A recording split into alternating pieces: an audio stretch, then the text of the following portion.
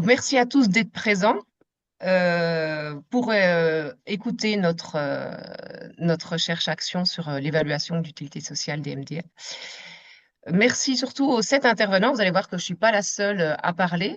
C'est vrai que je vais peut-être penser à me présenter parce qu'il y en a beaucoup qui ne me connaissent pas. Donc, je m'appelle Marie Blondeau. Je travaille au RNMA depuis un peu plus d'un mois.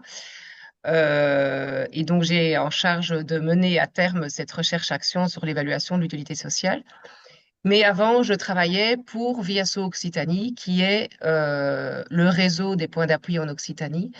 Et déjà là, j'étais impliquée dans la recherche-action. Donc, c'est quand même un projet que j'ai mené depuis son début. Donc, nous avons quand même 7 intervenants, à part moi, qui vont prendre la parole aujourd'hui. Donc, je les remercie aussi chaleureusement pour leur appui dans cette présentation. On vous l'a dit, c'est enregistré et bien sûr aussi les supports, le PowerPoint sera accessible pour ceux qui le souhaitent. Voilà pour cette introduction. Je vais tout de suite donner la parole à Julia Colucci-Corté qui vient de l'AVIS donc et qui va nous expliquer un peu ce qu'est l'AVIS et à quel appel à projet on a répondu. Si, Merci beaucoup, Marie. Bonjour à toutes et tous. Effectivement, donc moi, je suis Julia Colucci-Corté. Je travaille à la VISE et je voulais en profiter pour ceux qui ne connaissent pas la VISE, pour vous dire un mot de qui on est et de comment, comme l'a dit Marie, on est intervenu sur ce beau projet de recherche-action. Donc la VISE, c'est une association d'intérêt général et c'est une agence qui agit au niveau national pour accompagner le développement de l'économie sociale et solidaire en France et de l'innovation sociale Oui, auprès tout donc à fait. auprès des nombreux acteurs qui le portent sur le territoire. Plus précisément, on a quatre grandes missions. La première mission, c'est une mission d'outillage. Donc, notre rôle, en fait, c'est de orienter l'ensemble des acteurs de l'économie sociale et solidaire et du secteur associatif et de produire et de diffuser un certain nombre d'outils qui leur sont utiles. Donc, via notre site avis.org, ça peut être des guides, des articles de décryptage qui sont adaptés aux enjeux des différents secteurs de l'associatif. Notre deuxième mission, c'est une mission d'animation de communauté qui accompagne les acteurs de l'économie sociale et solidaire au quotidien et les acteurs de l'innovation sociale. Nous, on accompagne au niveau national des acteurs qui sont présents dans tous les territoires. Vous connaissez peut-être le DLA, le dispositif local d'accompagnement qu'on pilote nous au niveau national, mais qui est sûrement présent à vos côtés. On a en troisième mission une mission d'accompagnement. Donc, on accompagne les structures de l'ESS à travers des programmes développés au niveau national. Ça peut être des programmes de formation, des programmes d'accompagnement à la création, au changement d'échelle pour les structures de l'ESS. Par exemple, on anime une formation qui s'appelle Cap Impact sur les questions d'évaluation d'impact, donc qui nous concerne aujourd'hui. Et notre quatrième mission, c'est une mission de financement. Donc, en fait, on pilote sur le territoire national le Fonds social européen, le FSE+. Et c'est dans ce cadre-là, en fait, qu'on a pu travailler avec le RNMA sur les questions d'évaluation de l'utilité sociale des structures d'accompagnement à la vie associative. Un petit mot là-dessus peut-être. Donc, le RNMA a répondu à un appel à projet cofinancé par le FSE+, et était parmi les 9 lauréats de cet appel à projet. C'est un appel à projet qui se finit bientôt puisque c'est entre 2023 et 2025. Et l'objectif, en fait, c'était de soutenir les démarches, les méthodes, les outils produits collectivement à l'échelle d'un secteur.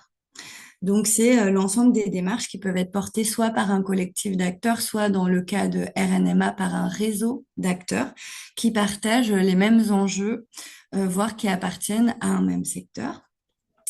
Et donc ce projet-là, on est très heureux de le présenter aujourd'hui avec RNMA, puisqu'il y a vraiment eu le choix d'une démarche qui est collective, avec la création, et Marie vous en parlera en détail, d'un référentiel commun à l'ensemble des acteurs, et aussi prévoir un accompagnement de l'ensemble des associations pour qu'elles puissent s'approprier le référentiel et les outils qui ont été créés et elles-mêmes adapter la démarche à la spécificité de leur propre structure. Voilà pour moi. Merci beaucoup. Mm, J'y vais, Marie. Ton micro est coupé, Marie. Merci Sylvain, c'est mieux avec le micro, effectivement. Donc je remercie bien sûr Julia pour son intervention et le cadrage un petit peu de cette recherche-action. Donc, au programme pour ce matin, fin de matinée, Sylvain va nous présenter un peu une introduction en présentant un peu les différents enjeux que peut avoir l'évaluation de l'utilité sociale pour les maisons des associations. Je vous présenterai la démarche qu'on a mise en œuvre et qu'on vous propose, bien sûr, si ça vous intéresse, de mettre en œuvre sur votre structure. Il y a deux territoires d'expérimentation qui s'appellent S3A et la Maison des associations de Tourcoing qui vont nous présenter la démarche qu'ils ont mis en œuvre et les résultats qu'ils ont obtenus. On a deux personnes qui vont se présenter tout à l'heure, hein, je ne vous dis pas tous les prénoms maintenant, qui vont nous présenter les résultats transversaux, puisqu'on a effectué la démarche sur 6 territoires d'expérimentation. On en a profité donc pour analyser les résultats de manière transversale et voir un peu qu'est-ce qui ressort de l'utilité sociale des maisons des associations qui ont pour l'instant déjà été évaluées. Notre idée, comme l'a très bien introduit Julia, c'est de transférer cette démarche à d'autres territoires, d'autres structures. Et donc, on va vous expliquer ce qu'on a prévu dans ce cadre-là. Et bien sûr, on va réserver un temps pour des questions-réponses. Et donc, Sylvain, je te passe la parole. Hop, allumer le micro. Bonjour à toutes et tous, donc Sylvain Rigaud, délégué général du RNMA. Merci Julia pour l'introduction. Alors nous, on va pas forcément parler d'impact, on va parler plutôt d'évaluation d'utilité sociale, mais je vais y revenir dans la courte présentation que je vais faire. L'idée, c'est un peu de revenir sur le pourquoi cette démarche d'évaluation d'utilité sociale des structures d'accompagnement à la vie associative et des MDA. D'abord en rappelant que évaluer, c'est pas un acte neutre, hein, c'est un choix. Enfin, c'est une série de choix. D'abord, qu'est-ce qu'on va évaluer, le quoi, où est-ce qu'on va porter notre regard. Ensuite, s'interroger sur le comment, avec quels indicateurs, avec quelles méthodes de collecte, et surtout s'interroger sur le pourquoi. Est-ce qu'on évalue pour prouver ce qu'on fait, pour améliorer nos pratiques, pour répondre à des injonctions des partenaires ou des financeurs, etc. Donc c'est en ça que l'évaluation s'inscrit bien comme un acte politique. Et au niveau du réseau, on l'a inscrit dans les valeurs qui nous rassemblent, celle de l'éducation populaire, de l'apprentissage collectif, du droit à l'erreur. Voilà, on va regarder comment la méthode s'est construite, mais c'est bien à partir des savoirs des différents membres qui ont contribué à cette action qu'on a construit ce référentiel. Également dans la coopération et dans la co-construction, hein, on le disait en introduction, mais c'est bien le fruit d'un travail collectif qu'on va présenter aujourd'hui.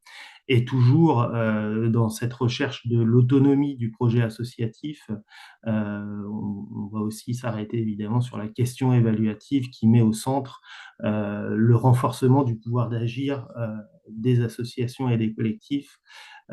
Et donc c'est bien dans ce contexte-là qu'on se situe.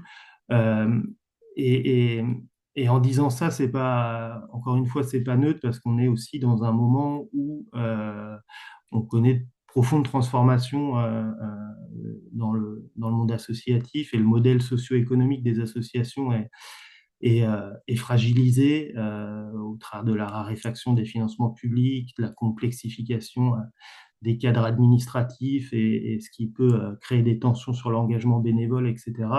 C'est des choses qu'on a documentées au réseau dans les enquêtes sur la santé financière des associations qu'on a menées avec le mouvement associatif et avec ZEP et qui montrent bien voilà, ce phénomène qui est non pas simplement conjoncturel, je pense qu'il s'inscrit plutôt dans une logique durable et qui pose vraiment cette question de comment on réinvente aujourd'hui le modèle associatif.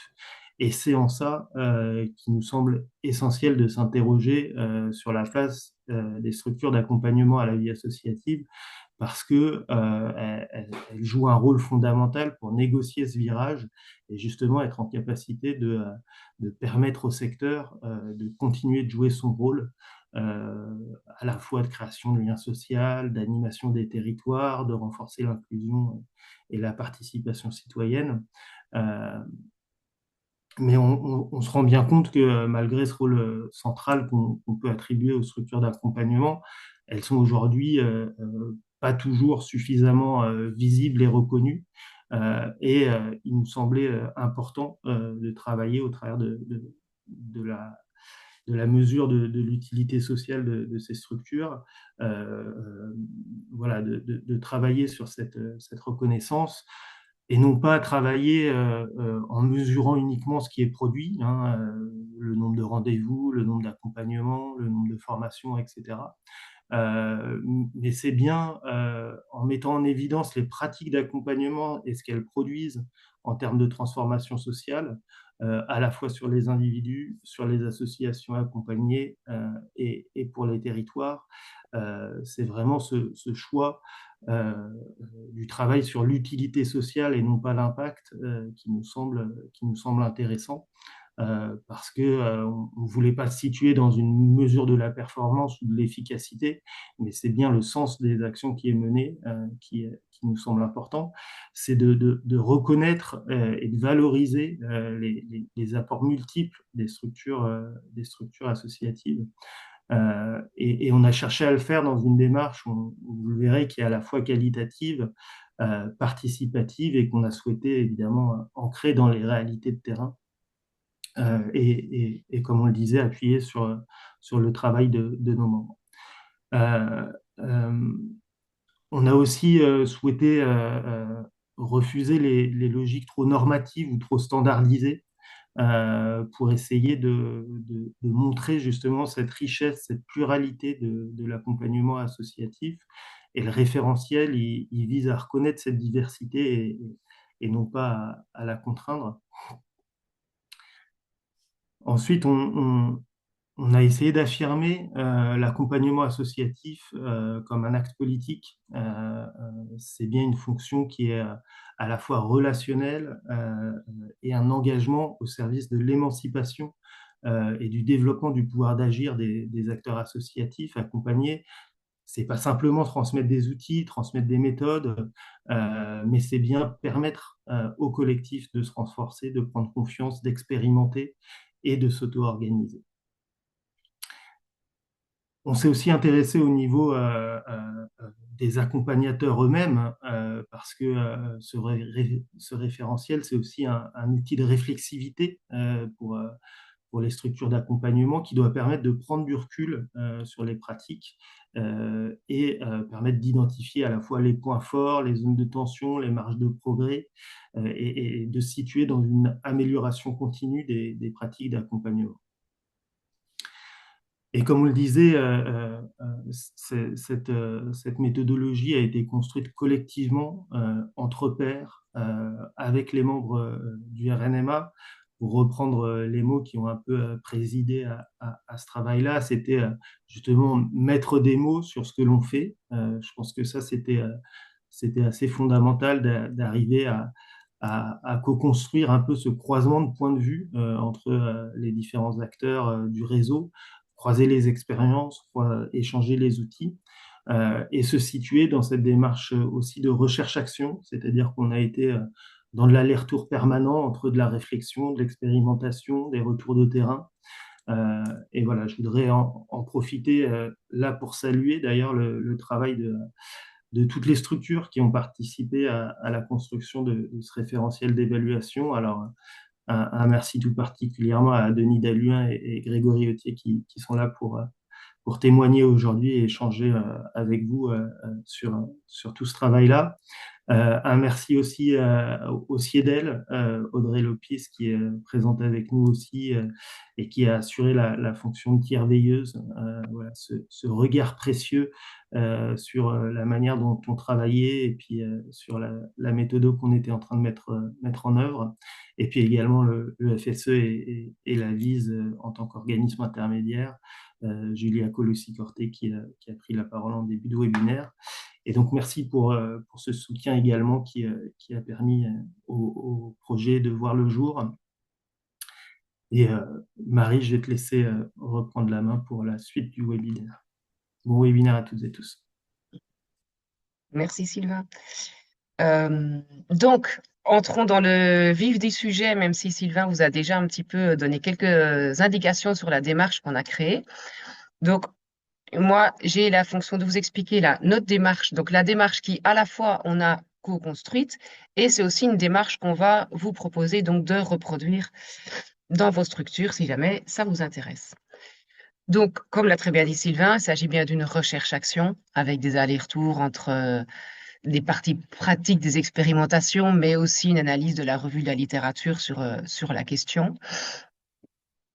Donc, c'est une recherche-action qui a duré 2 ans, l'année 2024, l'année 2025. Ça touche à sa fin. On vous l'a dit aussi, cofinancé par l'Europe, vous l'avez compris. Appuyé, donc, recherche-action ancrée dans les pratiques des acteurs de terrain. En effet, donc, je vous l'ai dit, 6 structures se sont prêtées au jeu pour créer et expérimenter la démarche. Vous les avez là, les 6 logos des structures.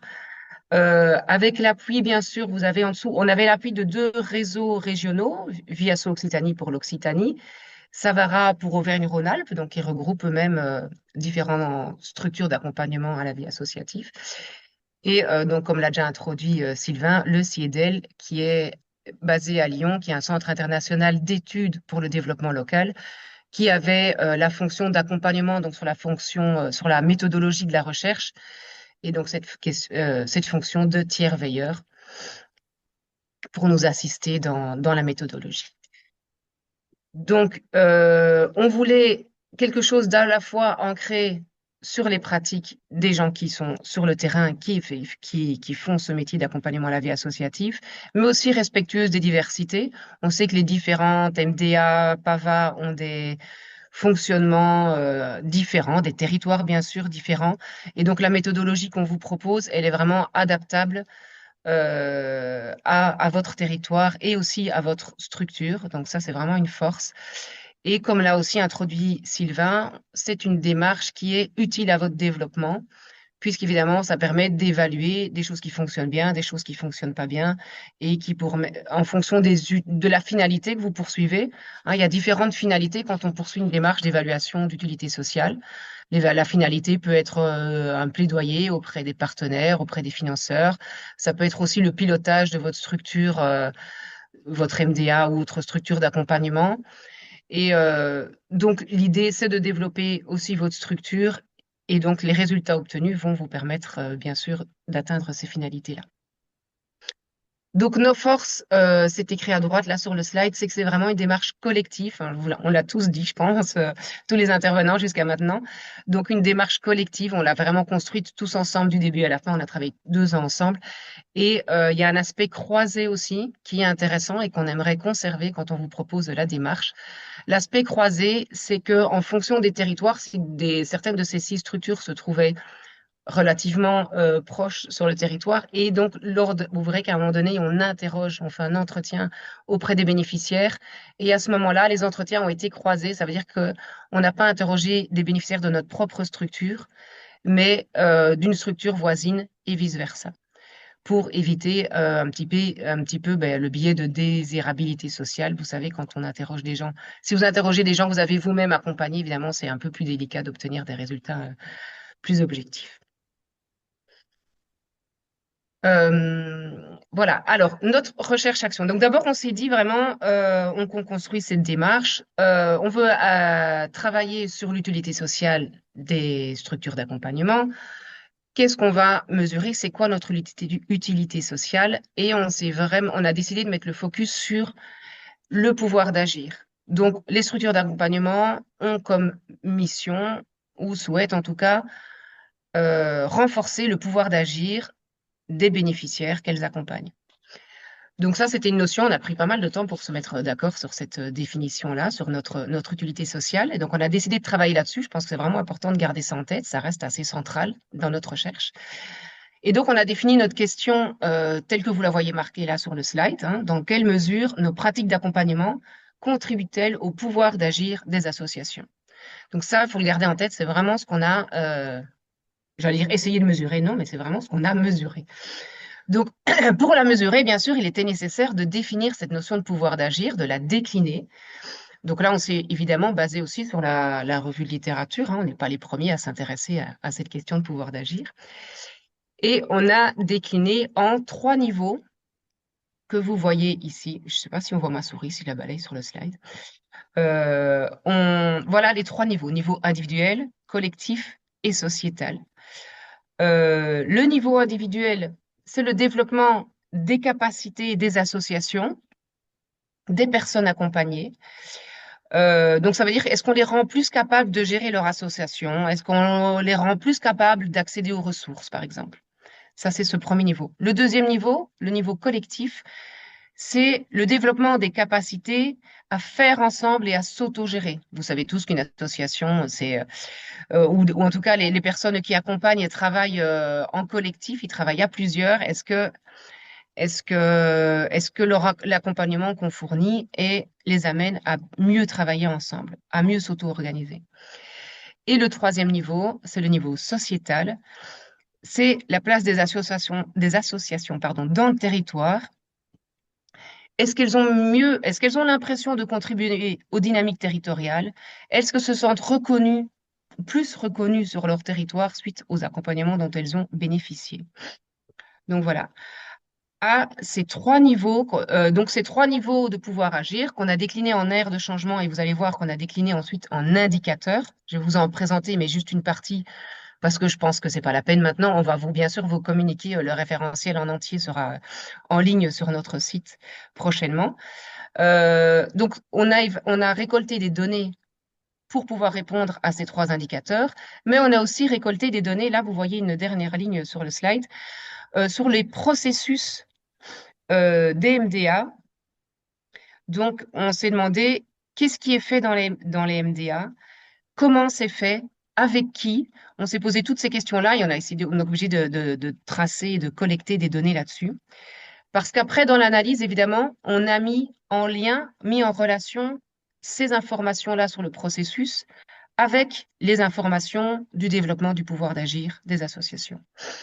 Donc, ça nous semblait important de l'ajouter là dans ce référentiel. Donc, je vous montre juste un exemple d'indicateur. Donc, prenons ce premier niveau-là, individuel. Je vous l'ai repris ici en le détaillant un peu plus. Vous voyez que sinon, ça ne serait pas rentré sur une seule slide. Donc, les 2 aires de changement, vous les connaissez déjà. Et alors, des indicateurs. Prenons comme exemple la dernière aire de changement, l'accès aux ressources. L'accès aux ressources, qu'est-ce qu'on va mesurer? Est-ce qu'ils sont capables d'identifier les ressources et les dispositifs d'accompagnement à leur disposition? Est-ce qu'ils ont effectivement accès à des ressources et à des services via la MDA ou via son réseau? Et est-ce que l'accès à ces ressources a permis de mettre en œuvre vraiment des choses liées à la gestion associative, par exemple le recrutement, la levée de fonds, la mutualisation, etc. Donc voilà, c'est pour vous montrer comment on a décliné le référentiel jusqu'à des indicateurs. Évidemment, c'est fait pour chaque niveau de changement, même si ici, vous n'en avez qu'un. Donc, la démarche qu'on a construite et qu'on vous propose donc de réaliser sur vos territoires à vous, c'est une démarche en 4 grandes étapes qu'on a donc mis en œuvre et qu'on a co-construite, bien sûr. Voilà, la première, c'est le cadrage. Et donc, il s'agit de définir le périmètre de votre analyse à vous de votre évaluation, qui va être impliqué, pendant combien de temps, quels moyens vous avez à votre disposition, etc. Quel axe est-ce que vous avez envie de... Probablement que vous avez plusieurs axes de travail dans votre structure et qu'est-ce que vous allez vouloir évaluer. Ensuite, vos finalités, à vous, pourquoi est-ce que vous lancez cette recherche, cette analyse, cette évaluation de l'utilité sociale de votre structure? Ouais, on a parlé des fonctions, des finalités de plaidoyer, des finalités de pilotage. Qu'est-ce qui vous intéresse le plus? On a observé quand même que ces finalités peuvent évoluer aussi au fur et à mesure de la recherche et de l'évaluation. Donc, c'est important à savoir, mais c'est quand même important d'y réfléchir dès le début. Ça peut vous guider, bien sûr. Et ensuite, donc, je vous ai montré que nous, on a décliné le pouvoir d'agir en 3 niveaux de changement. Nous, on va vous proposer bien sûr, vous pouvez également évaluer vos 3 niveaux de changement, mais on va vous proposer une méthodologie qui permet aussi d'évaluer 1 ou 2 niveaux de changement selon votre intérêt et du temps à disposition, de vos ressources, etc. Donc ça, c'est la première étape. La deuxième étape, donc la deuxième et la troisième, c'est les collectes des données, hein. Donc d'abord une collecte interne, donc avec votre équipe, avec votre CA. L'idée, c'est de décrire vos pratiques. Voilà, les récits de pratique, c'est comme ça qu'on les a appelés. Décrire ce qui est fait dans votre MDA, comment est-ce que vous le faites, et aussi de cartographier les acteurs, les partenaires. C'est aussi les catégoriser les interactions avec chacun des acteurs, des partenaires avec qui vous travaillez. C'est un travail très intéressant que la plupart, que les CMDA là, qui ont déjà réalisé la démarche ont bien apprécié. Donc ça, c'est pour la deuxième étape. La troisième étape, la collecte externe. Donc là, vous voyez qu'il y a 2 étapes. Il y a un questionnaire. Un questionnaire, c'est ouvert donc à un maximum de bénéficiaires. Un questionnaire qui sera adaptable, bien sûr, à votre MDA, au chantier que vous meniez. Donc, qui vise un public large, je l'ai dit, et qui vise principalement à récolter des données assez quantitatives sur vos accompagnements et les effets ressentis de vos accompagnements. Deuxième collecte externe, vous voyez là, les entretiens croisés. Hein, comme je l'ai dit, vous allez, dans la mesure du possible, réaliser des entretiens auprès d'une autre structure et cette même structure va réaliser des entretiens chez vous. Alors nous, on a fait entre 3 et 5 bénéficiaires. Donc on a choisi des structures qui avaient été accompagnées, qui ont vécu un réel parcours d'accompagnement avec la MDA. Donc pas des structures qui sont venues 1 fois, 2 fois ponctuellement, mais qui ont souvent participé à la fois à des formations, à la fois à des entretiens, etc.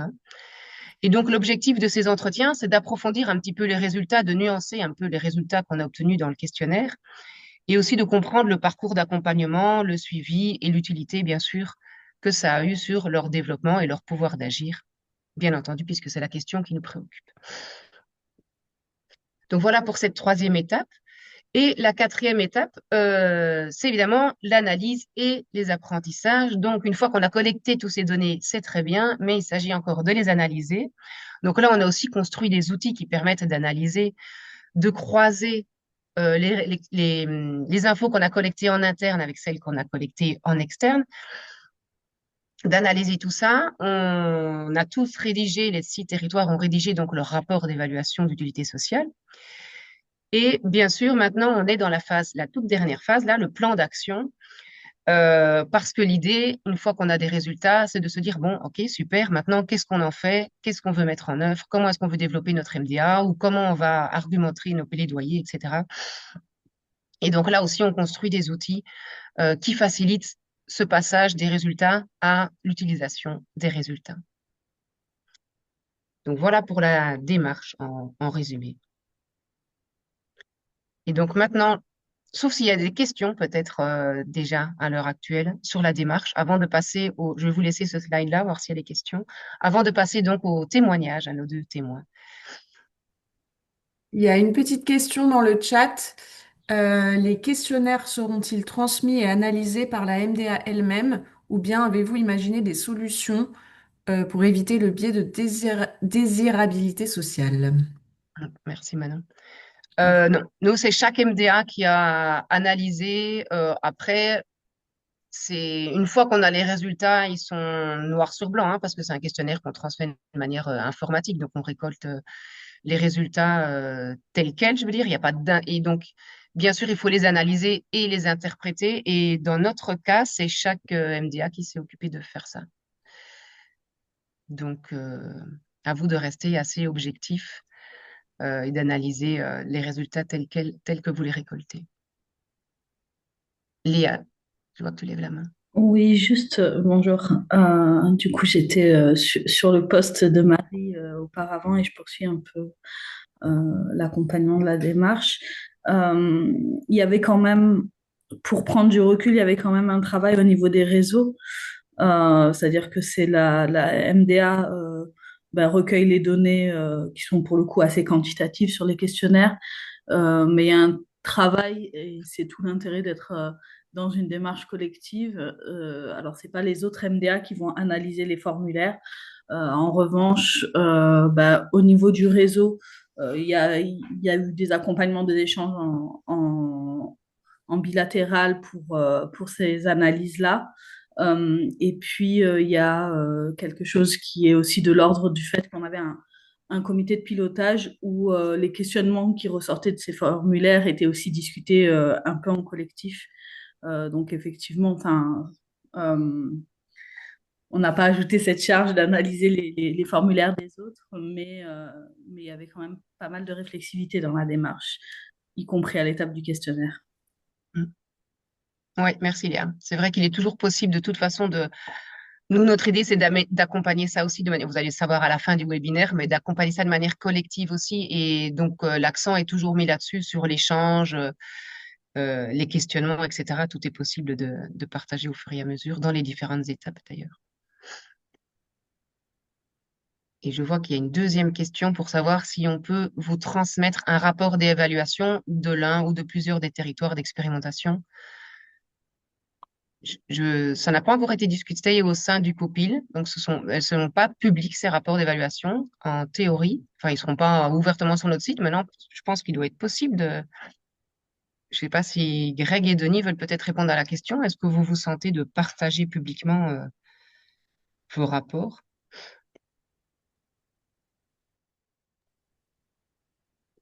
Bonjour Grégoire Retier pour l'association S3A. Euh, Comme ça, j'aurais envie de dire, je sais pas, il faudrait que je demande à mes collègues, je dirais de la commission évaluation US interne et à mon conseil d'administration pour savoir effectivement quel est le niveau de diffusion qui va être réalisé concernant le rapport produit. Donc, cette question ne renforce que l'intérêt de poser la question. On vous tiendra Denis, informé.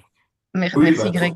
Marie, il faut qu'on en discute avec l'ensemble C'est ça, des hein? Oui, groupes, j'imagine. puisque là, on est en phase de production du rapport final pour le financeur notamment. Donc, les documents existent.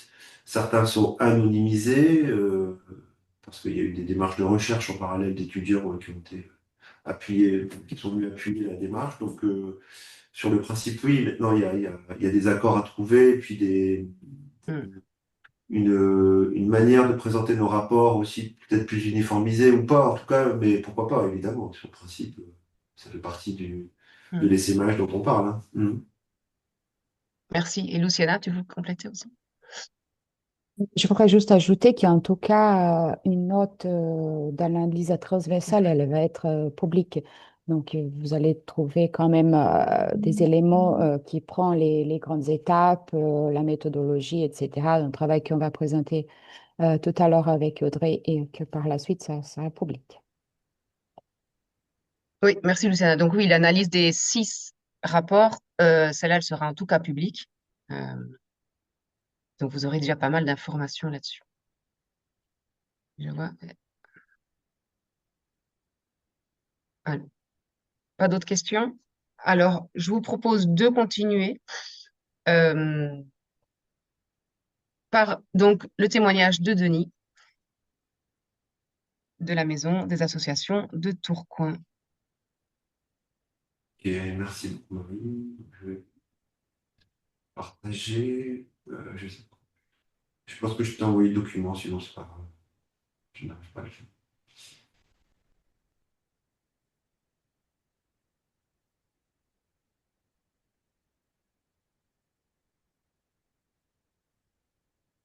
Je vais faire sans document. Je te l'ai envoyé, je ne sais pas si toi tu sais partager de ton côté. Donc bonjour à tout le monde, donc Denis Dalluin, je travaille à la Maison des associations de Tourcoing. Et donc, la MDA de Tourcoing a participé à ce travail qui nous a occupé pendant pratiquement 2 années. Donc, c'était une opportunité offerte par le réseau RNMA. C'est un des intérêts, évidemment, d'être en réseau, c'est il a eu la capacité d'aller chercher l'ingénierie pour répondre à cet appel à projet et mobiliser des membres qui étaient intéressés par le sujet. C'est un sujet assez central, hein, cette question d'utilité sociale. Alors, on croise parfois que l'évaluation dans nos structures associatives où on répond à beaucoup d'appels à projets, à beaucoup de financeurs, et on a régulièrement à rendre compte évidemment de ce qu'on produit, de ce qu'on fait sur les territoires, mais c'est plutôt des rapports normés et écrits par nos financeurs. Donc là, l'intérêt, c'était de s'emparer un peu de la question de nous, et, si vous voulez, avoir du temps dédié, bloqué pour ça. C'est ce qui est quand même intéressant, c'est un luxe un peu, hein, puisqu'on est toujours la tête dans le guidon, mais de prendre du recul à plusieurs structures, plusieurs directeurs, directrices, plusieurs responsables, pilotés par le RNMA, avec le CIEDEL aussi sur la méthodo. Donc c'était un vrai travail dans le temps, avec du temps dédié, bloqué pour ça. Donc c'était quand même assez remarquable de ce point de vue-là. Et puis de réfléchir dans nos MDA et de produire nous-mêmes de la réflexion sur la question de l'utilité sociale, c'est aussi quelque chose qui était assez passionnant, puisque on a vu dès le début de notre démarche, impact, utilité sociale, il y a des concepts qui existent, hein, Marie l'a dit, la littérature, elle est présente, mais on s'est approprié euh, pour nos structures MDA associatives, pour le coup, c'était que des MDA associatives.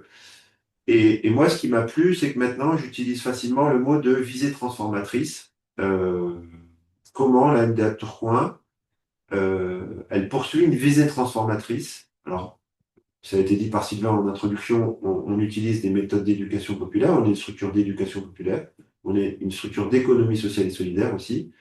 Et donc, à travers nos valeurs pédagogiques voilà, nos valeurs d'éducation populaire et de SS, on a une visée transformatrice. C'est-à-dire que sur le territoire, on va produire des choses et maintenant, donc, grâce à tout ce travail qui a été mené, je peux parler du travail de l'MDA. Alors, il y a d'autres manières d'en parler, mais en tout cas, on peut dire qu'on vise une transformation et Marie l'a dit, à 3 niveaux, on va en parler. Et donc, ça nous a permis de nous outiller ici à la Maison des Assos de Tourcoing, non seulement pour valoriser notre action, l'évaluer aussi, je viens d'en parler, hein, auprès de nos financeurs, mais pas que, auprès de nos adhérents, notre CA, nos partenaires, les salariés.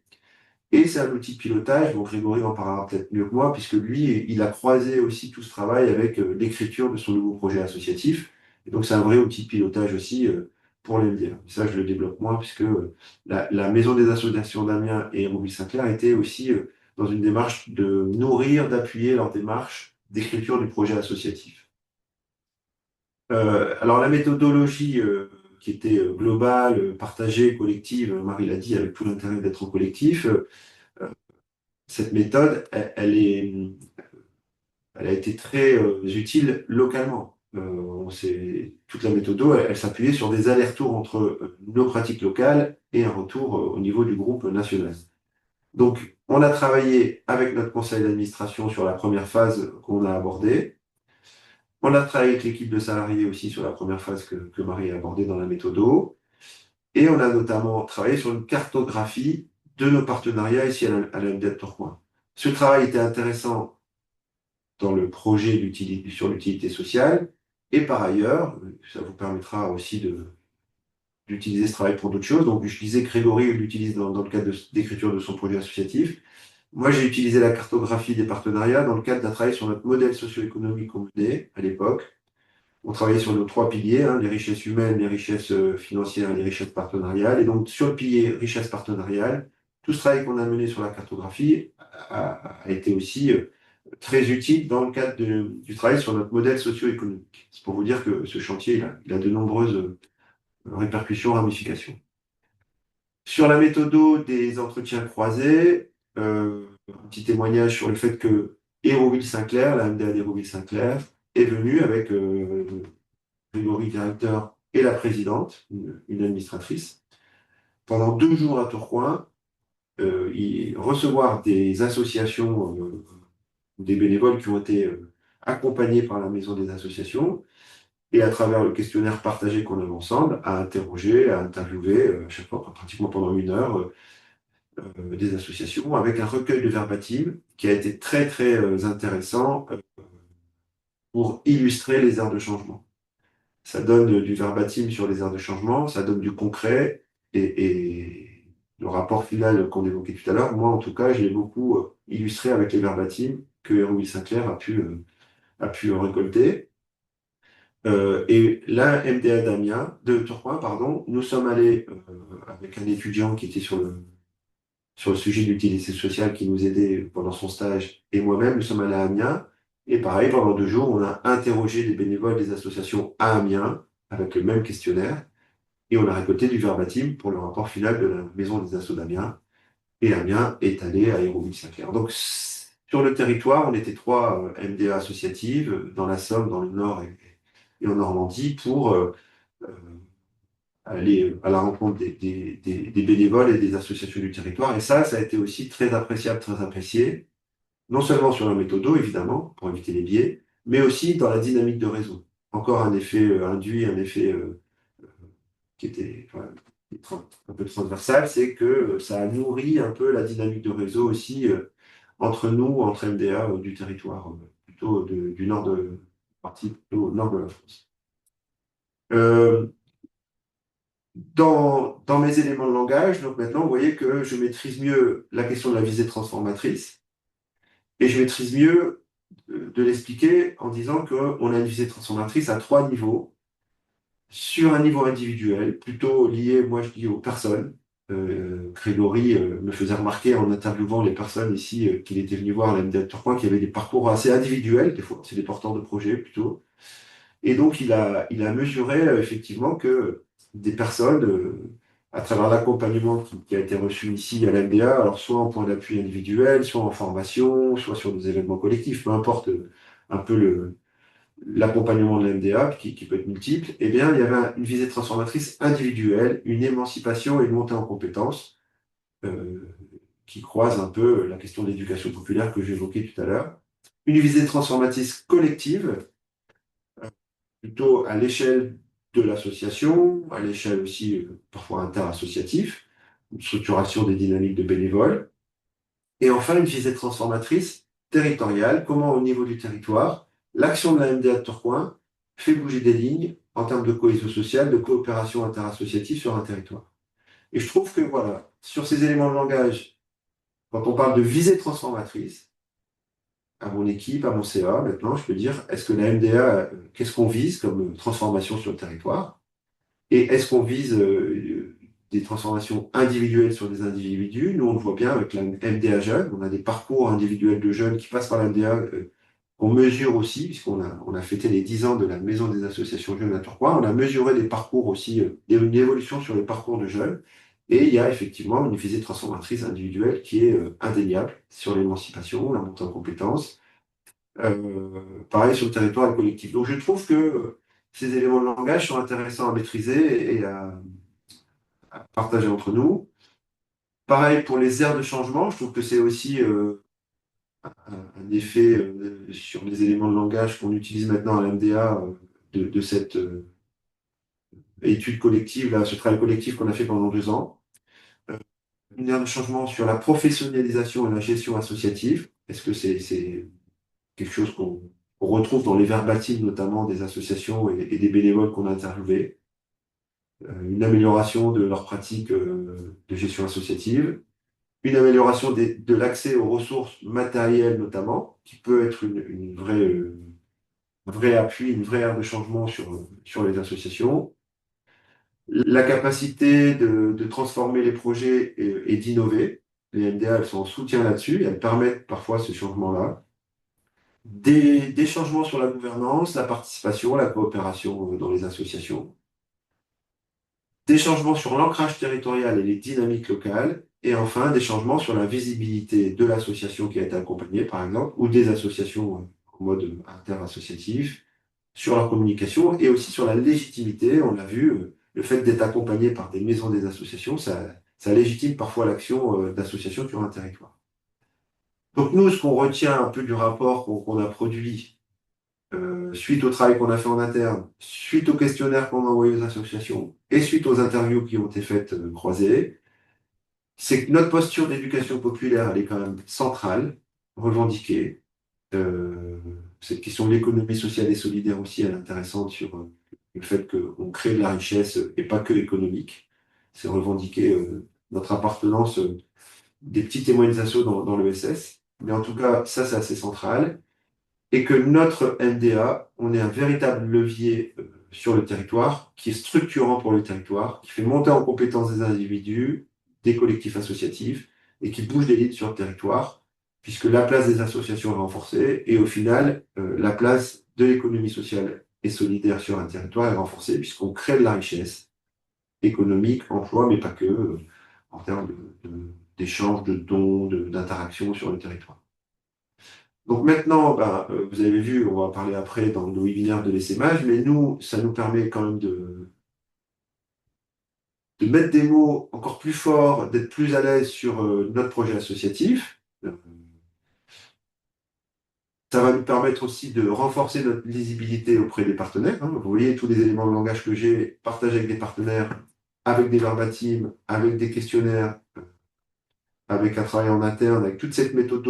On est plus à l'aise aussi dans le discours qu'on porte sur ce qu'on produit.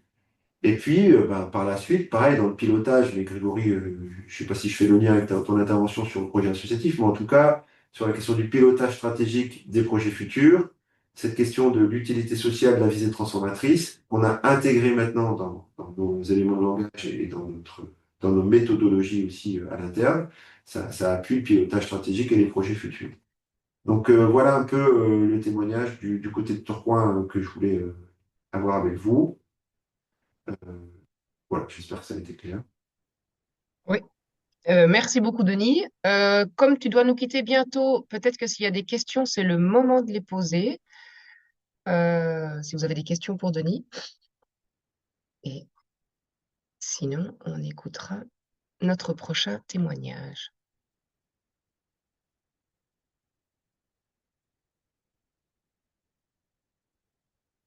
Donc, pas de questions pour Denis. Merci beaucoup, Denis. Je vous propose de continuer avec Grégory Autier de S3A, donc qui a participé aussi à cette démarche. Grégory, je fais défiler les slides, tu me guides si besoin. Oui, merci. Bonjour à toutes et tous. Donc, Grégory Autier, donc, je suis le directeur d'une association qui a en responsabilité la gestion d'une maison des associations de par le partenariat qu'on a avec la ville d'Hérouville-Saint-Clair. Donc l'activité de co-animation et de gestion d'une EMDA est une partie de notre projet, mais celui-ci est plus diversifié. Au cas où vous ne sauriez pas ce qu'est S3A, c'est un acronyme qui signifie Structure associative d'aide aux associations. Association créée en 1994. Et ce qui est intéressant par rapport à la démarche du RNMA, c'est qu'on est membre du réseau national des maisons des associations, mais à l'origine, on n'était pas intégré au projet déposé par Léa et par le conseil d'administration du RNMA. On a pris connaissance du projet à travers les communications du réseau. Et pour nous, ça a été je dirais une opportunité très intéressante parce que en 2024, notre association a eu 30 ans. Et ça a été un moment où, avec notre partenaire historique, qui est la ville d'Hérouville-Saint-Clair, on s'est interrogé, on était dans les moments de renouvellement de nos conventions. Et c'est vrai qu'une question qui est apparue, enfin qui nous trottait dans la tête, c'était de se dire, mais ça fait maintenant 30 ans qu'on exerce notre activité d'accompagnement du tissu associatif sur le territoire d'Hérouville. Territoire d'Hérouville, qui est une ville qui fait 23-24 000 habitants pour situer, hein, c'est à côté de Caen, avec une grosse partie du territoire en QPV. Et c'est vrai que mon conseil d'administration, à ce moment-là, on a souhaité aborder cette question qui était de se dire bah, si on doit projeter un nouveau chapitre de l'histoire d'Estroisa sur le territoire, lequel peut-il être? Globalement, ça fait 30 ans qu'on existe. Est-ce que si on n'existait pas, si on n'avait pas fait ce qu'on a fait sur le territoire, est-ce que la vie associative serait plus ou moins dynamique, plus ou moins en réponse aux enjeux qui sont les siens? Et donc, c'est le point de départ de notre interrogation et de notre intégration au projet du RNMA. Ensuite, bah, on a pris connaissance du projet lancé par le réseau et on s'est dit, bah, du coup, faisons un appel du pied et essayons de nous intégrer à la démarche. Je dirais, les concours de circonstances ont plutôt été favorables pour tous. Et ça nous a permis, du coup, de rejoindre cette dynamique collective. Parce que je ne vous cache pas qu'au départ, on était presque parti dans le fait de, pourquoi pas, solliciter un consultant qui aurait pu nous aider à traiter cette réponse. Ça avait pour nous une double limite, enfin même une triple. Je vais quand même aborder la troisième. La première, c'était de risquer de faire ça avec comment trouver l'acteur accompagnateur qui connaisse bien ce qu'est l'accompagnement associatif, ce qu'est une maison des associations. Donc c'était pas forcément évident. La deuxième, c'était le fait de se dire, ben, on va faire ça tout seul et on n'aura pas d'effet miroir. En gros, on se regarde nous-mêmes et on pense à partir de nous. Et ça a peut-être des limites.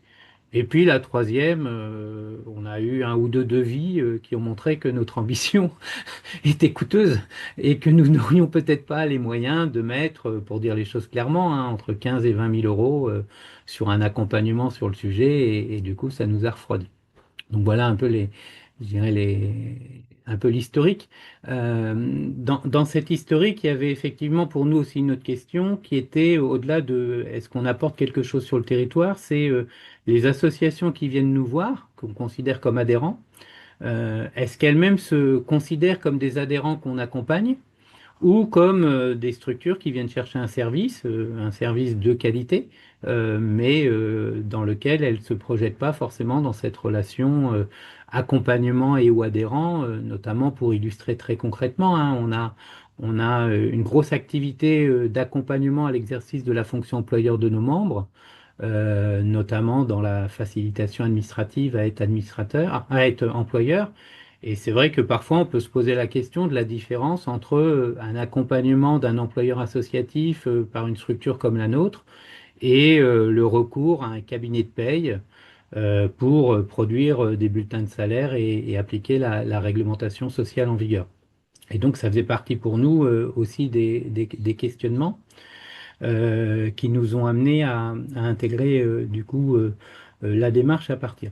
Sur la méthodologie, Denis a dit plein de choses tout à l'heure et ce qui est intéressant, je trouvais à l'écoute de l'intervention de Denis, c'est qu'on ne s'est pas trop concerté pour préparer, mais on va être très complémentaires dans les approches et on va éviter du coup d'avoir deux présentations redondantes pour vous. Donc c'est plutôt intéressant. Nous, sur la méthode, hein, on a très vite créé en interne une commission dédiée avec membres du conseil d'administration, représentants de la ville et salariés. Et ça, c'est une sacrée richesse depuis quasiment 2 ans, hein. C'est une commission qui fait 8 à 10 membres, qui s'est réunie je dirais au moins 10 fois minimum. Et quand elle se réunit sur quasiment une demi-journée.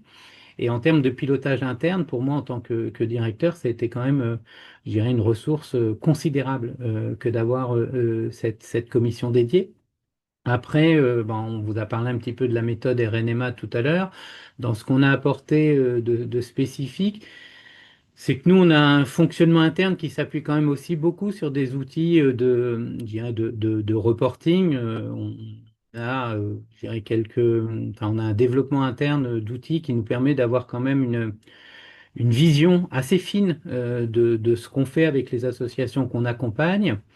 Et notre choix méthodo a été de dire, on ne pouvait pas revenir à la première question, c'est et depuis 30 ans, qu'est-ce qu'on apporte sur le territoire? Ça faisait trop loin.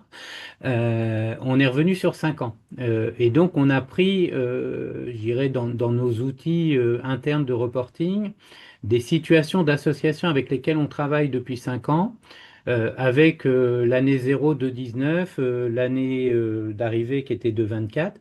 Et en tous les cas, à notre niveau, on a regardé ce qu'on avait fait avec ces associations-là depuis 5 ans, tant sur les dimensions d'accompagnement vie statutaire que d'exercice à la fonction employeur, que d'accompagnement à la gestion financière en fonction des unes et des autres, ou que d'usage de la MDA, dans certains cas, fréquentation des lieux, participation dynamique de coopération sur des regroupements collectifs, présence sur nos assemblées générales, présence sur des moments informels. Voilà, tout ça, on est capable, nous en interne, d'en avoir une lecture. Et donc, on a repris sur 2 années de référence les associations qu'on voulait cibler sur le territoire d'Hérouville par rapport à ça. Ça nous a amené à avoir un échantillon de départ de 49 associations. 49 associations dont on s'est dit que là, il y avait quelque chose. Nous, de notre côté, en tous les cas, on considérait qu'on pouvait parler d'accompagnement. Après, il fallait qu'on aille les voir pour savoir si elles se considéraient comme étant accompagnées. Mais voilà, c'est des associations avec lesquelles on avait des interactions régulières et sur lesquelles, avec mes collègues, quand on a fait les points, on s'est dit, bah oui, oui, il y a peut-être des choses à aller chercher en termes de retour, de parole, quali de leur part. Donc, on a utilisé d'abord le premier questionnaire construit avec le réseau et déjà, première belle surprise pour nous, sans faire trop de relances, on en a quand même fait quelques-unes, mais sur nos 49 associations sollicitées, on a eu 43 répondants, ce qui a été un taux de retour vraiment considérable. Ça nous a aidé à se dire que on avait quand même plutôt bien ciblé des associations avec lesquelles on relationne, pour dire les choses très clairement, et qu'elles ont pris le temps de nous répondre parce qu'elles ont considéré au regard des objectifs qu'on leur avait présentés que c'était plutôt intéressant que de répondre et de nous aider à aller dans cette évaluation de notre utilité sociale. Donc 43 répondants. Après, on a rajouté quelque chose qui n'était pas dans la méthode du réseau, c'est qu'on s'est dit le problème du questionnaire, c'est voilà, c'est que c'est de la réponse froide. On souhaitait avoir, je dirais, des temps d'échange. Et donc, on a, à partir de ces 43 associations, proposé des groupes focus animés par nos administrateurs pour, à partir des réponses, essayer d'aller un peu plus loin et, par l'interaction des uns avec les autres, avoir une parole plus collective que individuelle par structure. Ça a commencé forcément à jouer un effet entonnoir, hein, parce que là, on leur demandait du temps, hein, 2 heures chacune, pour pouvoir venir sur ces groupes focus, hein. Dans ces démarches-là, c'est toujours la question aussi de quel temps nous accordent les répondants, entre des gens qui vont répondre rapidement à un questionnaire sur 20 à 30 minutes, et puis d'autres qui vont dire, bah oui, je suis prêt à prendre le temps de la discussion avec d'autres sur les questions que vous allez nous poser. Donc, on a eu une dizaine d'associations qui ont répondu. Ça nous a permis d'animer 2 groupes focus qui ont produit des choses très intéressantes en termes de, je dirais, de regard porté sur ce qu'on faisait avec eux, sur ce que ça leur avait apporté, sur dans quel cas on pouvait plutôt considérer qu'on était dans du service, dans quel cas on était plutôt sur de l'accompagnement, à quel moment ça joue sur de l'individuel, à quel moment ça joue sur du collectif. Tout ce qui a été dit tout à l'heure entre individuel, collectif et sociétal a été interrogé et ça nous a donné des infos. Et après, bah, le troisième stade, c'était ces entretiens individuels réalisés par les collègues d'Amiens. Donc, 7 associations ont pris le temps, là aussi, de rencontrer les collègues d'Amiens. Sur les 7, il y en avait 4 qui n'avaient pas participé au groupe Focus. Donc, c'était intéressant parce que ça permet aussi d'avoir de nouveaux regards. Et c'est vrai que ça a permis aussi que des collègues, et c'est ça qui est intéressant dans la démarche sur ce moment-là, c'est-à-dire que c'était des collègues accompagnateurs d'autres territoires qui venaient au contact des associations de notre territoire pour discuter avec eux. Donc, ils avaient quand même une belle lecture du métier d'accompagnateur, de la question de l'accompagnement associatif et autres. Et donc, ça pouvait faire écho assez facilement pour eux, comme moi, ça a pu faire écho quand j'ai été rencontrer le tissu associatif à Tourcoing. Et je trouve que cette démarche en gros, entre pairs, sous cette forme, est vraiment intéressante et apporte quelque chose. Et donc, on a eu ces 7 entretiens. Après, sur la question de la désirabilité sociale qui a été abordée tout à l'heure, où effectivement, le biais de l'auto-évaluation, hein, c'est assez clair, ça nous a interrogés parce que c'est vrai que les retours étaient quand même très agréables, très intéressants, les échanges étaient riches, il y a eu peu de moments vraiment de désaccord. Et donc, on s'est dit comment est-ce qu'on pourrait essayer d'avoir du retour critique. Et donc, sur le retour critique, on a fait un pas de côté, on a repris nos listings et on a ciblé une trentaine d'associations avec lesquelles on n'est plus en relation depuis au moins 2 ans. Et on les a sollicités par messagerie avec des questions très directes, hein. Vous venez plus à la MDA parce que vous n'avez pas trouvé ce que vous vouliez, vous venez plus parce qu'on n'était pas assez disponible, vous venez plus, enfin voilà, on a essayé d'aller, on leur ouvrait le champ à la critique, très clairement. Malheureusement, on n'a eu que 4 tours. Donc malgré au moins 3 relances. Donc on voit bien aussi que avoir sur ces démarches-là des structures qui peut-être on pourrait avoir des regards un peu, je dirais, différents, bah, qu'elles prennent le temps de venir nous le partager et du coup de nous enrichir de leur regard pour qu'on puisse voir ce qui pourrait être amélioré et pas facile. Et ça, je trouve que pour des MDA dans l'accompagnement, c'est souvent un sujet. C'est de se dire, dans l'accompagnement, c'est un moment où bah, ils volent de leurs propres ailes et ils sont autonomes, donc ils viennent moins nous voir ou plus nous voir.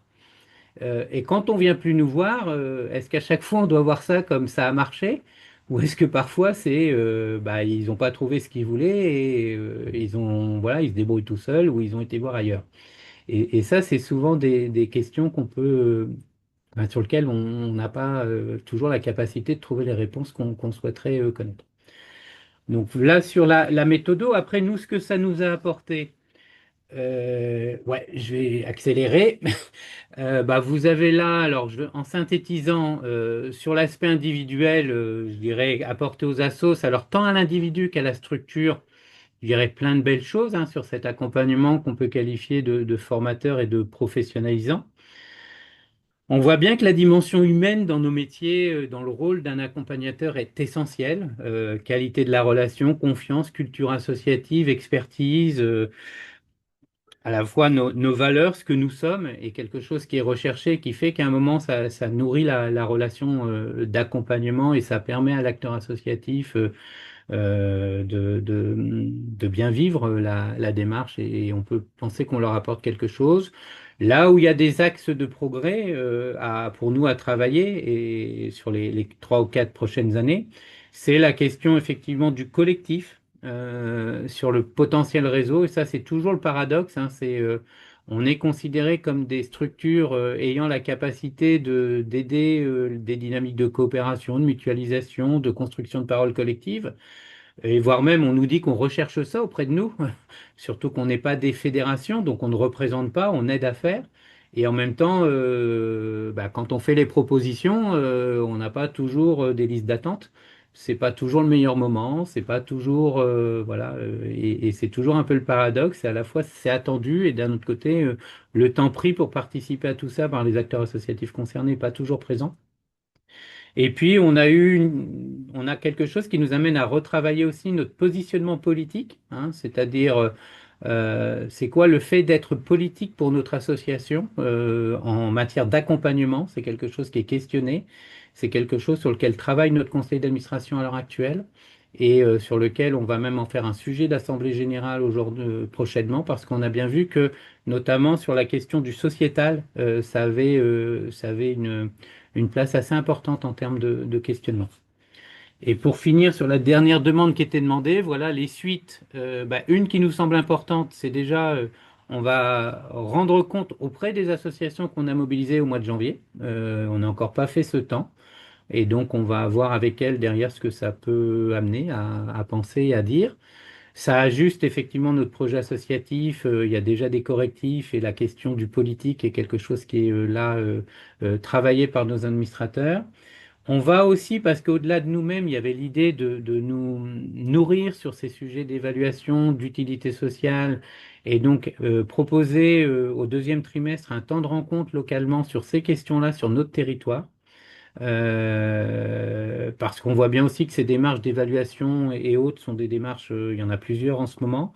En parallèle, on est aussi connecté à une démarche que certains d'entre vous doivent connaître, qui est le programme Noura, sur lequel on va participer à l'expérimentation au premier semestre 2026, parce qu'on a le sentiment que c'est assez complémentaire de ce qu'on a fait. Et donc on va regarder ça. Et notre objectif, c'est aussi peut-être, à partir du deuxième semestre 2026, c'est d'être en capacité d'accompagner des associations aussi sur ces réflexions-là, justement dans une position de tiers et qui peut permettre que la question du regard externe méthodologique puisse avoir lieu d'être avec la volonté de le faire sur des démarches, je dirais, collectives et pas individuelles par association. Et la MDA pourrait être peut-être le catalyseur un petit peu je dirais, de ces démarches-là et les accompagner. Et j'en arrête là en espérant pas avoir trop dépassé le temps. Pas de souci, Grégory. Est-ce qu'il y a des questions à poser à Grégory, des choses que vous voulez éclaircir, approfondir? Oui, bonjour. Je suis Bonjour. Patricia Strecardaman, chargée de mission pour la vie associative pour la ville de Metz. Nous avons une MDA municipalisée en tout cas, puisqu'elle a eu un fonctionnement associatif durant 40 ans avant. Vous parliez, Grégory, d'un comité de suivi tout au long de l'expérimentation. Avec notamment la présence de politiques, enfin de la mairie. Quel a été leur engagement dans cette évaluation? Alors, la présence ville, elle était effectivement hybride. Il y avait deux techniciens et l'élu en charge de la vie associative et de l'ESS. Hein. Eux, ce qu'ils recherchaient à ce niveau-là, ça a été plutôt de se dire les questions d'évaluation de l'action associative sur le territoire est un sujet sur lequel ils veulent avancer. Donc, je dirais que leur rôle, enfin leur place a quand même été plus dans une posture d'accompagnement de la démarche pour apprendre. Si je le dis, voilà. Euh, Pas forcément. Alors, si aussi sur la qualification de l'échantillon, puisque ben, on a parlé de 49 associations Hérouvillès, ça nous a permis aussi de nous dire est-ce que les associations ciblées sont des associations sur lesquelles c'est intéressant et pour nous, S3A, et pour vous, villes, qu'on aille plus loin à ce niveau-là, parce que est-ce que c'est aussi des associations que vous avez repérées? Mais on voit bien que, enfin, j'ai plutôt eu le sentiment, et c'était pas désagréable, que pour eux, c'était le temps d'après qui les intéressait, et ils voulaient, en participant un peu en intra à une démarche qui est celle qu'on vous a présentée, voir si celle-ci pourrait bah, effectivement après être réappropriée, adaptée au territoire pour retravailler le sujet. Merci. Pas d'autres questions apparemment, donc je vous propose de poursuivre avec les résultats transversaux que Luciana Ribera et Audrey Lopis, donc Luciana Ribera qui travaille au RNMA et Audrey aussi d'elle, ont pu analyser, qu'on remercie d'ailleurs parce que je sais que c'est un travail conséquent. Je vous donne la parole. Merci Marie. Donc Audrey Lopis, moi je travaille au CIEDEL, qui est le Centre international d'études sur le développement local. Peut-être juste un petit mot, parce que j'avais envie de le dire. J'ai pris beaucoup plaisir ces 2 dernières années à cheminer avec ce collectif. J'ai trouvé que c'était vraiment intéressant. L'idée, c'était vraiment d'accompagner quelque chose, de faire ensemble, chemin faisant, pour permettre une appropriation et surtout une conscientisation aussi à partir de la raison d'être des structures qui participaient à la mise en œuvre de l'expérimentation et de la structuration de la démarche. Peut-être un petit mot pour vous dire que on a, et tu peux changer la slide, Marie. Ce qu'on va vous dire avec Luciana, c'est vraiment basé sur une démarche qu'on a vécue avec les acteurs ces 2 dernières années. qui est une implication, hein, en fait, très claire, une implication active tout au long de la démarche. On n'est pas arrivé en se disant, ben voilà les outils qu'on propose, hein, c'est plutôt voilà comment on vous propose de réfléchir. Et puis la démarche s'est co-construite vraiment, hein, de A à Z avec les structures. On a fait des propositions méthodologiques qu'on a mises en débat, qu'on a co-construit. Nos grilles d'analyse étaient pas formatées, hein, elles ont été validées avec les structures tout au long de la démarche. Et puis on a régulièrement, avec le RNMA, Léa, Luciana, eu des temps un peu de relecture, hein, qui nous ont permis à nous aussi de faire une frise temporelle, d'essayer de comprendre en fait qu'est-ce qui se jouait dans le groupe là, qui mettait en œuvre la démarche, avec des points d'accélération parfois dans la démarche, des freinages aussi parfois, des discussions, des débats, et puis des points où on accélérait là dans la construction parce que tout devenait très clair pour les structures.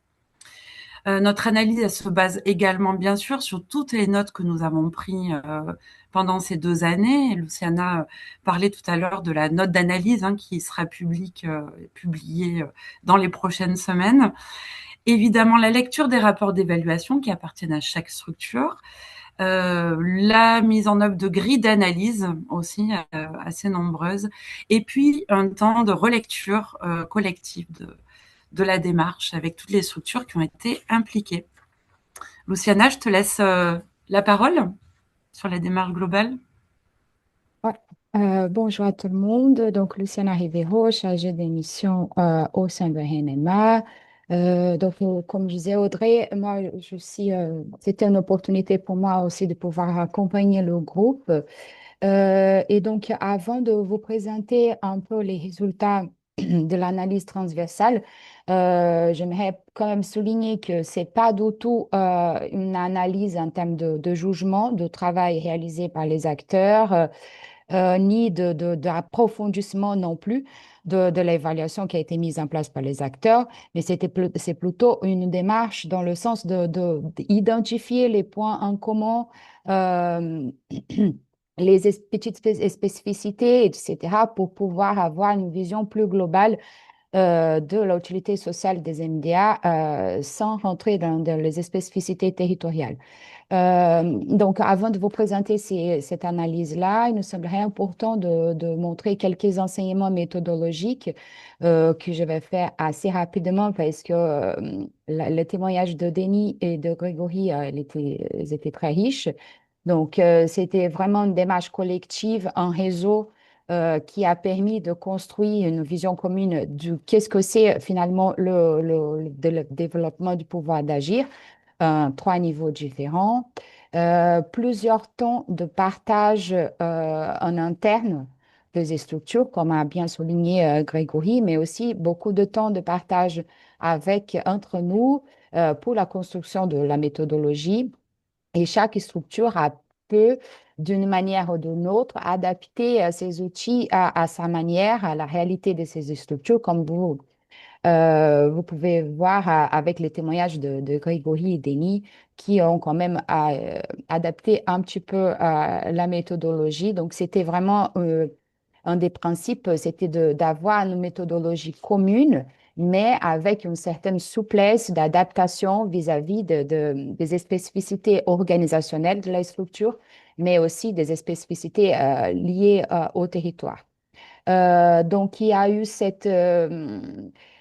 les 2 effets majeurs, je dirais, qui ressortent dans les enseignements méthodologiques. Il y a d'une part un renforcement de l'identité professionnelle et l'émergence d'un langage commun, donc de parler des visées transformatrices, etc., comme a souligné Denis, c'est très important. Et d'autre part aussi une clarification des postures d'accompagnement.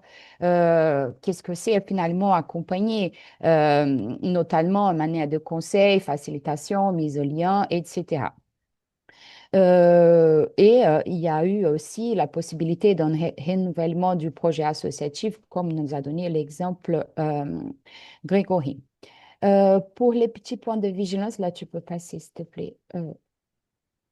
Euh, Donc, c'est pour ça que finalement, cette analyse transversale des résultats, elle doit être prendre aussi avec un petit peu de prudence parce que il y a une hétérogénéité et je dirais énorme, peut-être entre guillemets, des structures qui ont participé, qui d'un côté forment toute la richesse vraiment de la démarche, mais aussi hétérogénéité dans le sens d'organisation interne, configuration partenariale, historique d'accompagnement propre à chaque MDA, mais aussi les choix effectués dans la typologie des collectifs accompagnés, donc les échantillons qui ont été étudiés.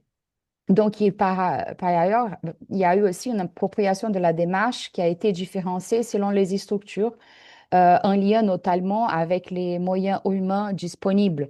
Donc, les temps qui a été consacré à l'analyse, aux entretiens, etc. Donc, ça, la démarche, elle a été faite dans un temps T avec les moyens de chaque structure, avec ses particularités.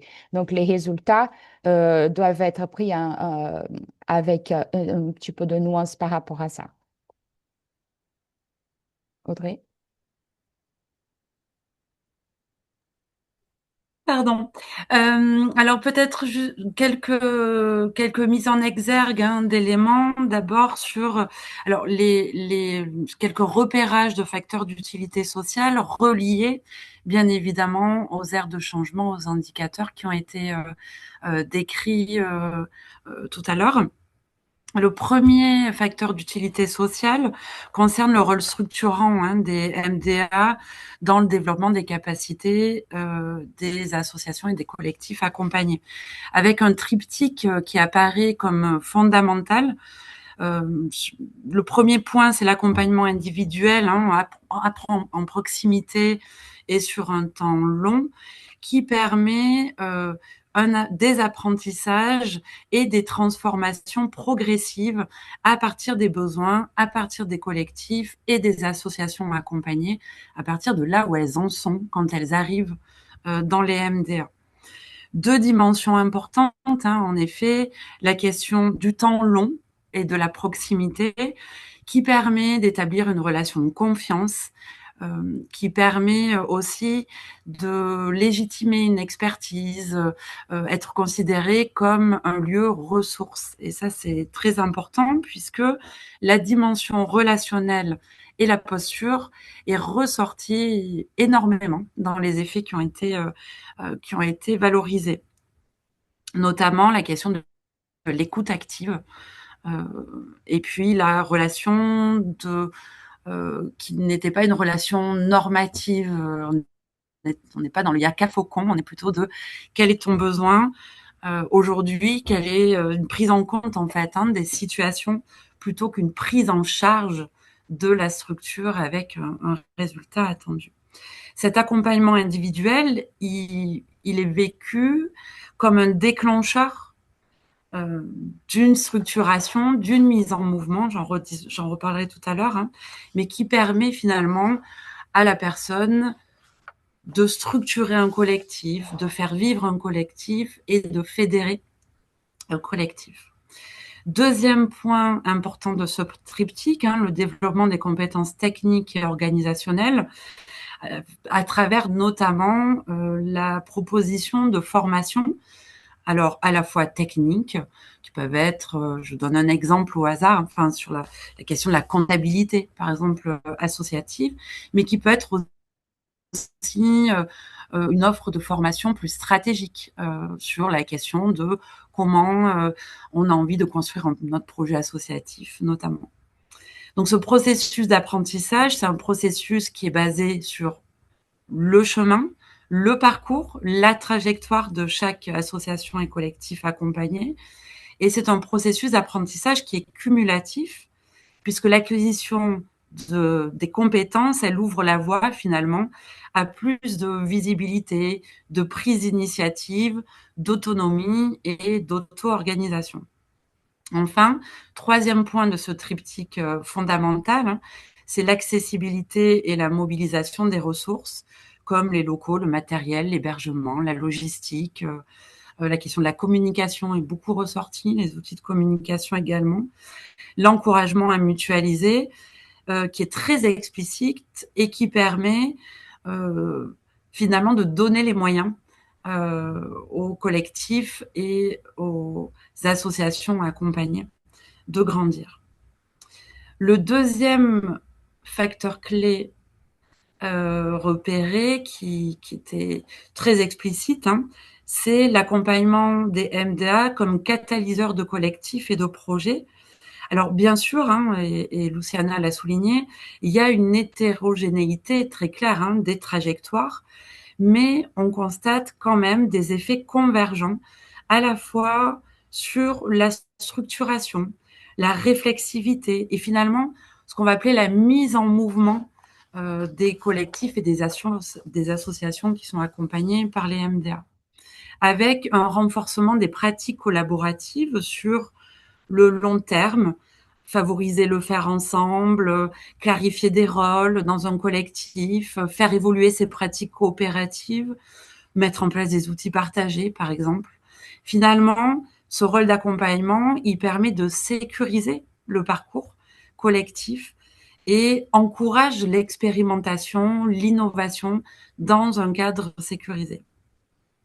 Enfin, le rôle de tiers facilitateur, hein, je crois que c'est toi, Grégory, qui l'a évoqué, ou Denis, je ne sais plus, qui est très clairement valorisé, c'est la mise en mouvement, finalement, des projets, des envies, des initiatives dans la durée, avec finalement l'accompagnement des MDA vécu comme un tiers qui va faciliter, qui va accompagner la création des conditions finalement du faire ensemble.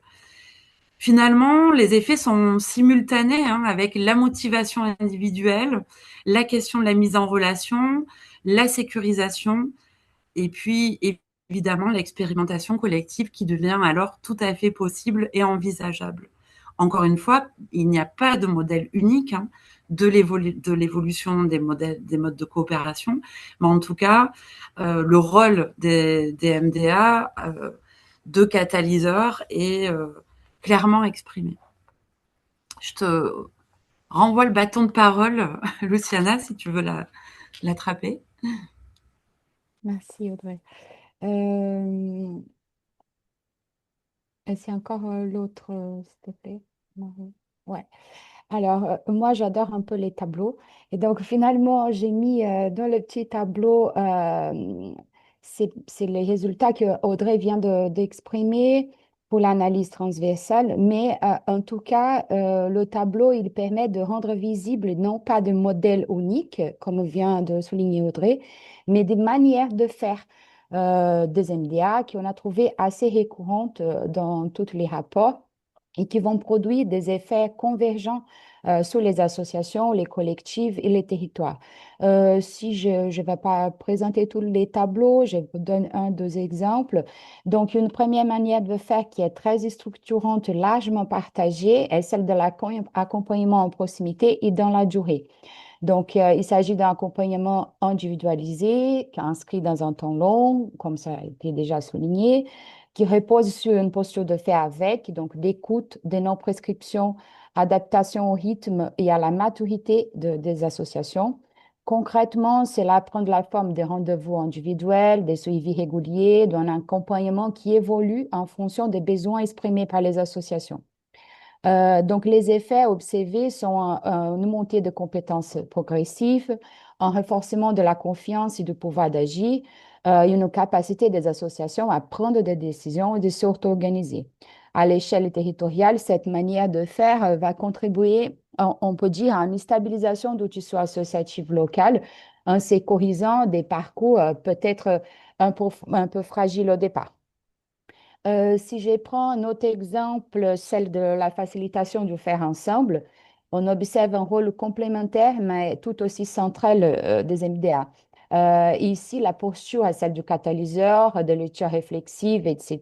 Une posture qui sécurise sans prescrire, qui va créer des conditions favorables à l'expérimentation collective. Donc, cela se traduit par l'animation de temps collectif, la mise en relation d'acteurs, l'appui de projets communs, ou encore l'évolution du projet associatif des structures accompagnées. Donc, les effets sont visibles à plusieurs niveaux au sein des associations, à l'évolution des formes de gouvernance plutôt plus horizontales et à une capacité à coopérer. Ces exemples montrent bien que les niveaux et les aires de changement présents dans les tableaux, ils sont en fait interconnectés. Le renforcement des compétences individuelles alimente les dynamiques collectives et elles-mêmes favorisent un peu l'ancrage territorial. Pour finir, le tableau, il ne décrit pas une succession d'étapes, mais des processus vraiment imbriqués, soutenus par les postures professionnelles des accompagnateurs au sein des MDA. Pour conclure, oui, pour conclure, l'analyse transversale, donc, elle montre vraiment des effets réels et significatifs sur le développement des capacités des associations, même si avec une hétérogénéité vis-à-vis des rapports et des contextes territoriaux des MDA. Les résultats vont confirmer quand même une place singulière des MDA comme actrice intermédiaire du développement associatif, dont l'action ne se limite pas à un appui technique, mais va se reposer plutôt sur les postures de facilitation et de sécurisation de parcours. En tout cas, à la fin, comme toute petite analyse, on arrive à des questions qui restent toujours ouvertes. Aujourd'hui, il y a la question du sujet des valeurs portées qui n'était pas abordée de manière spontanée, même si, bien entendu, les projets associatifs d'MDA toutes portent des valeurs. Mais ça n'était pas vraiment abordé dans le sens de la méthodologie. Donc, on se pose un peu la question de la logique d'intervention opérationnelle, donc plutôt que la verbalisation explicite des visées transformatrices, donc être plus dans le faire que dans les valeurs. Euh, une autre question qui reste un peu ouverte encore, c'est l'effet direct du travail des MDA sur la participation des collectifs dans les espaces de décision. C'est vrai que à l'échelle territoriale, on n'a pas réussi à avoir beaucoup d'éléments de convergence et peut-être qu'il faudrait encore approfondir dans ce sens pour voir de quelle manière le travail des MDA contribue à la gouvernance territoriale, à la participation des associations à la gouvernance territoriale. Voilà, si vous avez des questions par rapport à ça, sinon je laisse Marie continuer le déroulé. Merci en tout cas. Oui. Donc, je vous rappelle qu'il y a un temps d'échange à la fin aussi. Si vous avez des questions qui vous viennent, il sera toujours temps de les poser. Et maintenant, je vais inviter Léa à vous expliquer comment, c'est la dernière intervenante, hein, je vous rassure, c'est vrai que c'est un peu long, de vous expliquer comment est-ce qu'on a prévu de transférer donc ces démarches sur d'autres territoires. Ouais, je vais faire rapide, hein, vous inquiétez pas. Mais eh ben, ravie d'être là pour partager aussi toute cette expérience et de pouvoir poursuivre un peu le chemin avec cette belle équipe, même si je suis partie pour d'autres horizons professionnels. C'était effectivement une expérience super riche et j'ai bien vu la question de Raphaël dans le chat qui avait l'air d'être la question de beaucoup de monde. Et concrètement, si on est intéressé, qu'est-ce qu'on fait? Alors, déjà, on peut contacter le RNMA qui sera sans doute à même de répondre plus précisément parce que voilà, il y a cette réflexion sur comment ça reste une démarche qui est collective. Mais dans la manière dont on a pensé le projet, ah bah oui, c'est Marion. Ok. Ben, voilà. Dans la manière dont on a pensé le projet, en tout cas, l'idée c'était aussi de construire des outils qui soient appropriables à la fois dans des démarches collectives, etc., mais qui puissent être le plus essaimable possible. Donc, il y aura bien les 6 rapports d'évaluation de chaque territoire qui sont produits et la note méthodologique qui détaillera justement tous les résultats transversaux. Mais il y a aussi une boîte à outils pratique, voilà, avec à la fois les ressources pratiques qu'on a utilisées, les modèles qu'on a utilisés dans la démarche, et des outils qu'on a construits, un peu ludopédagogiques pour certains, pour faciliter l'animation de la démarche et l'appropriation aussi, parce que ça fait beaucoup de concepts et beaucoup d'outils qui sont parfois complexes d'appropriation. Et un guide qui sera aussi diffusé, un guide de bonne pratique qui présente bon, à la fois le pourquoi de la démarche, mais surtout les grandes étapes, puis chacune des étapes pas à pas, comment on les met en œuvre, quels outils on peut, sur quels outils on peut s'appuyer, quel retour d'expérience, quelques verbatims justement de gens qui ont mené la démarche et pour comprendre à quoi ont servi chacun des outils. Donc, je veux bien que tu passes à la slide suivante. On va mettre tout ça en ligne au premier trimestre sur le site du RNMA.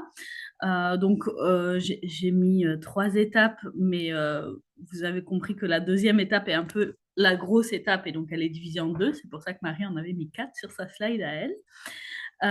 Donc voilà, il y a les 3 grandes étapes. Donc, poser le cadre, collecter les données et apprendre de cette expérience.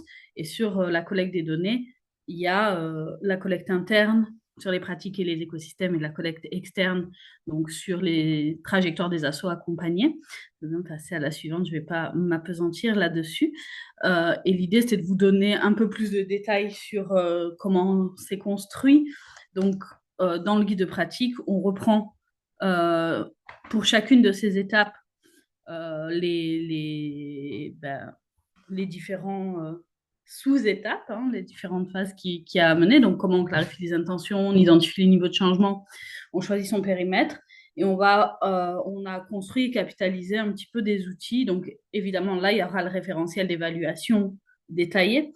Il y aura aussi des cartes indicateurs pour pouvoir les manipuler, des outils un peu d'animation pour un quiz d'auto-positionnement sur la question de comment on clarifie ses motivations, ses intentions.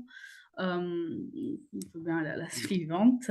Pour la collecte interne, mais il y aura concrètement le tableau pour recueillir les pratiques d'accompagnement, mais aussi un jeu de cartes, action vérité qui permet de faciliter le récit de pratique et de créer une dynamique collective autour de cette question-là, de quelles sont nos postures, quelles sont nos pratiques, quelles sont les étapes de nos accompagnements. Il y aura des exemples de cartographie des partenaires et des interactions avec l'écosystème et un petit kit de jeu aussi pour construire sa propre cartographie. Ensuite, sur la donnée qui concerne vraiment directement aller vers les associations, là, on va mettre dans la boîte à outils les outils très pratiques qui, à mon avis, sont assez attendus, qui sont les exemples de questionnaires types qu'on a construits et de grilles d'entretien qu'on a construits pour mener la collecte. Et puis, des outils aussi de préparation de l'entretien, notamment, avec des jeux de rôle. Voilà. Et sur la dernière partie, qui est l'analyse, là, voilà, on a à la fois le fait de devoir croiser les regards, enrichir l'analyse, rédiger son rapport d'évaluation et aussi valoriser les résultats et activer les apprentissages. On est sur la dernière phase encore du projet. Et donc là, pareil, l'idée, c'est de rendre disponible la trame du rapport, des exemples issus de rapports qui ont été rédigés, des fiches pour guider la rédaction, un tableau d'analyse qui permet voilà, tout un ensemble un petit peu d'outils qui permettent de mener la démarche de A à Z. Et donc, on a cette boîte à outils numérique qui sera disponible. Ça, c'est la première partie de comment on transfère. La deuxième, c'est ce type de webinaire. Et la troisième, c'est sans doute aussi le lancement de démarches collectives qui peuvent être portées à la fois au niveau national par le réseau national des maisons des associations et aussi par les réseaux régionaux avec lesquels on a travaillé, avec Viasso Occitanie et Savara qui réfléchissent aussi à comment ça peut être des démarches qui soient SMS sur leur région. Donc voilà, je laisse Marie essayer de me conclure. Oui, bon, merci Léa pour cette présentation de cette boîte à outils qui est en construction, mais presque terminée et opérationnelle. Donc concrètement, c'est vrai que si vous souhaitez mettre ça en place sur votre territoire, vous avez compris que les outils sont créés, la démarche a déjà été testée, elle est reproductible. Nous, le RNMA, on se propose de vous accompagner. Ce qu'on va proposer, alors ça reste à définir dans les détails, mais globalement, ce serait un accompagnement collectif sous forme de formation action. J'ai appris qu'on appelait ça comme ça. On imagine un accompagnement de 6 mois, parce qu'il faut bien 6 mois pour mettre toutes ces nombreuses étapes en œuvre. Et donc un accompagnement action 6 mois avec bien sûr un travail à faire chaque mois qui peut être plus ou moins important. L'une ou l'autre rencontre en présentiel. On espère donc, comme vous l'avez compris, accompagner des collectifs, plusieurs structures en même temps qui souhaitent mettre en œuvre ces démarches parce on est convaincu de l'intérêt évidemment de pouvoir échanger aux différentes phases entre acteurs qui mènent la démarche. Donc voilà, on est tout oui pour vos questions, si j'arrive à passer au slide suivant. Peut-être, Marie, juste pour compléter Bien sûr. sur les perspectives, parce qu'effectivement, là, ce qu'on vous présente a été appliqué sur des structures associatives, Oui. donc avec aussi une structuration, une organisation qui est propre au MDA associative. On s'interroge aussi, pour rebondir sur la question de Marion, sur la manière aussi pour les collectivités adhérentes, les services vie associative ou des MDA municipales, de s'approprier cette matière-là. On est encore en questionnement sur. Enfin, je pense que c'est pas transposable tel quel, que ça a besoin soit d'aménagement, soit ça a besoin de trouver des espaces dans lesquels s'inclure aussi à l'échelle des différentes collectivités. Et ça, on sera très curieux d'en discuter ensemble. Je pense qu'à la rentrée, on va aussi lancer un équipage dans le réseau pour voilà, être un peu plus que lors de ce webinaire dans l'échange, parce que là, c'était l'idée aussi de présenter un peu les choses et de manière un peu plus large que dans le réseau. Mais voilà, on va avoir d'autres étapes aussi peut-être pour discuter, de voir comment ça résonne, tous ces apports-là dans vos pratiques du quotidien et voir comment ça pourrait s'articuler avec vos réalités. Ouais. Merci Sylvain pour ces précisions pour les collectivités. On nous demande si les outils seront librement accessibles. Alors, une grande partie d'entre eux se trouveront sur notre site internet, dans notre page ressources, où vous aurez bien sûr ce dont vous avez déjà parlé, c'est-à-dire la note méthodologique qui reprend vraiment l'explicitation de toute la démarche, les étapes suivies dans le détail, comment ça a été vécu et l'analyse transversale des résultats. Et vous aurez également, Léa vous a présenté le parcours d'accompagnement avec les outils qui ont été utilisés. Une grande partie de ces outils seront aussi disponibles sur notre site Internet.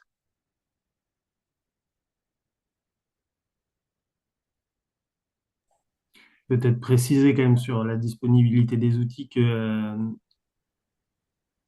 il y a quand même, enfin, c'est tout un processus qui a amené à la construction de ces outils, c'est tout le travail du collectif qui a amené à tout ça.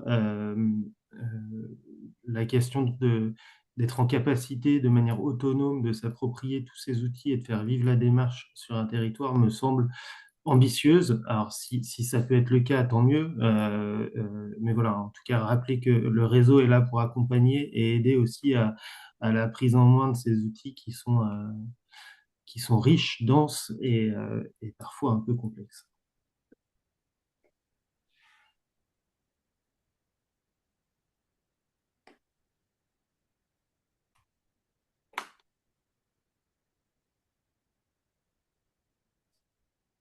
Pas d'autres questions? N'hésitez pas, en tout cas, si vous en avez, ou même si ça arrive plus tard, à revenir vers nous.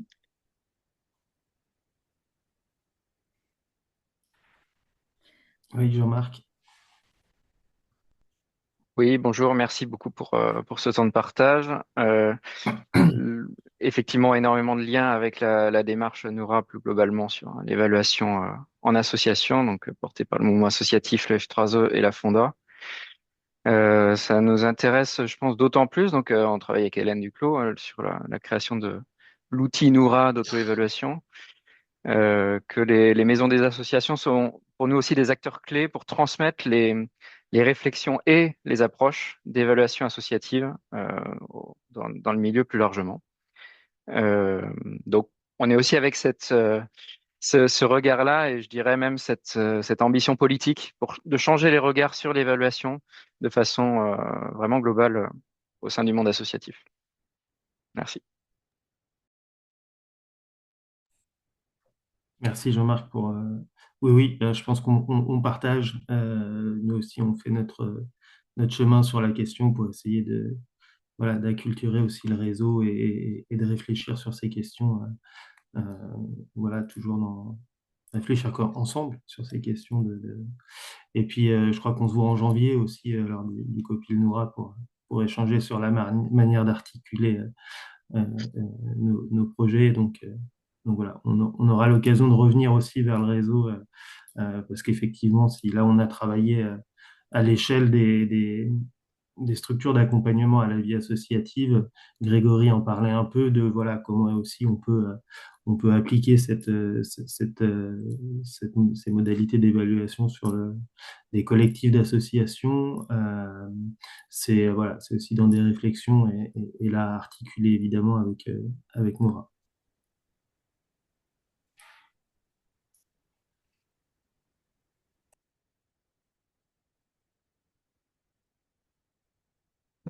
Je vois qu'il n'y a pas d'autres questions.